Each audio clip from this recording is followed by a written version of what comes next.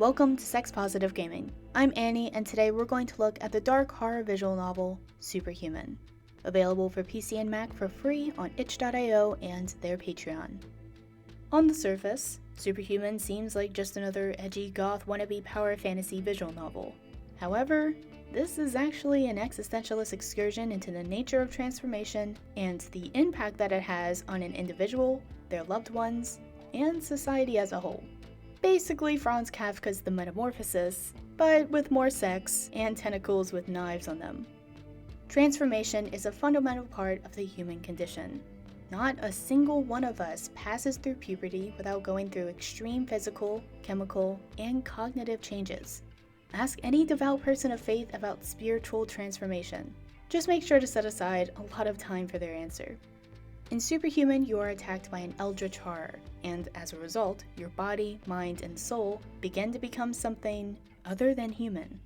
You have new powers, new desires, and an overwhelming sense of dysphoria as you struggle to cope with your new reality.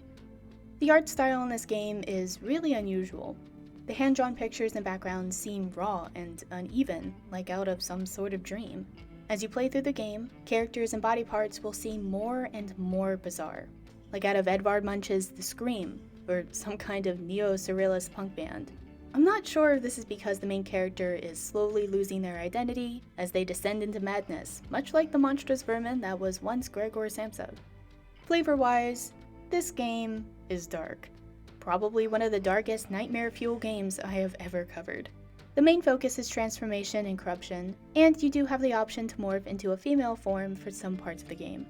There's also the option to explore some NTR content, but I don't think this character really has any hope of a happy ever after with anything that is still human.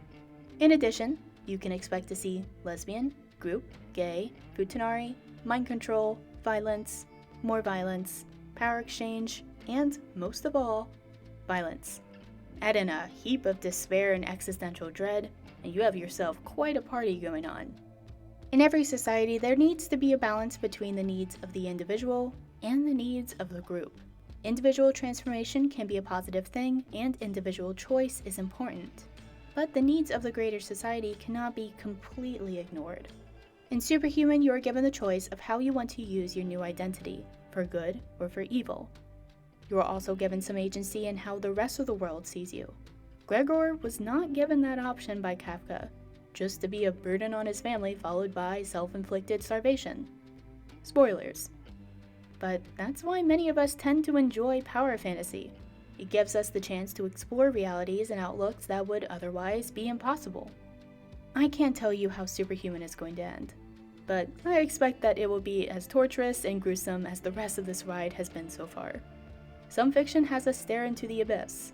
With Superhuman, the developer Weird World has invited us to take it one step further and bathe in the abyss. The only thing we're missing is an eldritch rubber ducky.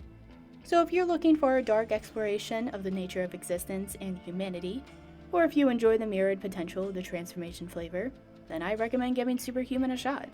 I mean, it is free to download. Sort of free if you count the cost of all these new nightmares that this game has given me. Let me know what you think. How do you think society views transformation? What can we do to better support the needs and desires of the individual while still supporting the needs and desires of the group? Until next time, no shaming, just gaming. Thanks to all this month's support on Patreon. I wouldn't have been able to do this without you all.